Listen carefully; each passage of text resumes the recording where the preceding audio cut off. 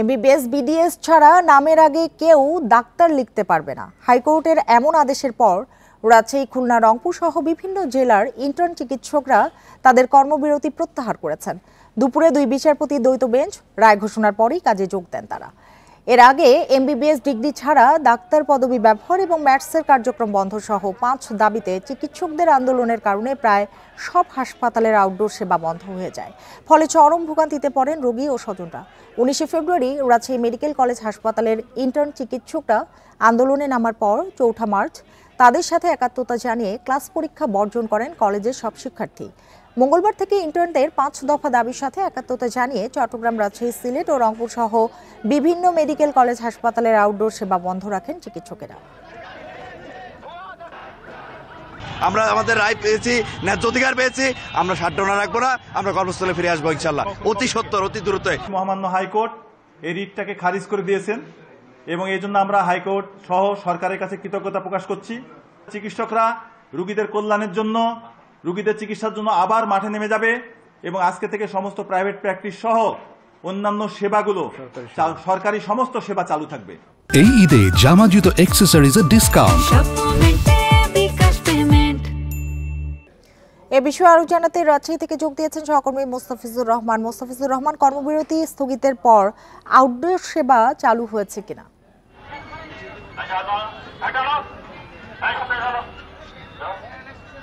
দেখুন, দীর্ঘ আন্দোলনের পরে যখন আজকেও ইন্টার্ন ডক্টররা এবং সিনিয়র ডক্টররা যখন আন্দোলনের অবস্থান করছিলেন, ঠিক সেই সময় যখন উচ্চ আদালত এই সময় যখন রায় আসে, তখন তো এরপরেই কিন্তু যারা কর্মবিরতিতে ছিলেন বা এখানে কমপ্লিট শাটডাউনে ছিলেন, তারা কিন্তু তাদের কর্মসূচি প্রত্যাহার করে নিয়েছেন এবং এরপরে আদালতের রায় তারা উল্লাস প্রকাশ করেছেন এবং তারা বলছিলেন যে তারা মূলত যে রোগী ভোগান্তি হোক বা জনভোগান্তি হোক, এই জন্য তারা আন্দোলন করেনি। এই আন্দোলনটা ছিল এখানে রোগীদের স্বার্থে বলে এখানে তারা যে দাবিটি করছেন, হয়তো এখানে সাময়িক অসুবিধা হচ্ছে, কিন্তু এটি দীর্ঘমেয়াদী যারা চিকিৎসা সেবা নিতে আসবেন তাদের জন্য এটি ফলপ্রসূ বলে কিন্তু এখানে যারা আন্দোলন করছিলেন তারা বলছিলেন। এবং তারা বলছিলেন যারা ম্যাটস ছিলেন বা তারা যত্রতত্র অ্যান্টিবায়োটিকের ব্যবহার করতেন, এটি যারা চিকিৎসা নিচ্ছিলেন রোগীদের ক্ষেত্রে তাদের দীর্ঘমেয়াদী তাদের এটি ক্ষতির কারণ হয়ে দাঁড়াচ্ছিল।